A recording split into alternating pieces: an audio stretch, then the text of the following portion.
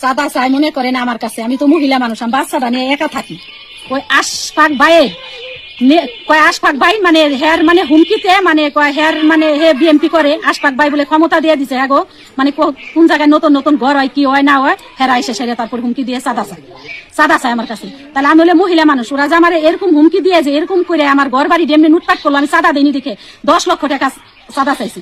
পরে আমার আলমারি ভাঙ্গে আপনারা দেখেন ওই ছুরি ফেলাই ঠিক গেছে দৌড়াইয়ে, আলমারির কাজ কুচ ভাঙ্গে ওই যে গ্লাস ভাঙ্গে সেই টাকা আমার আলমারি থেকে টাকা দলিল পত্র কতরি নিয়ে গেছে, কাগজপাতি, তারপরে স্বর্ণমন্য যা আসলো সব নিয়ে গেছে। আমার গলায় 2টা চেন আসলো 2 বাইকুতের, তাও নিয়ে গেছে। চেন আমি দিতে চাই না, তারপরে আমার এখানে আমি দিতে চাই না, পরে আমার এখানে ওরা মানে অস্ত্র নিয়ে আসছিল, ওটাতে আমার এখানে ওরা আঘাত করছে।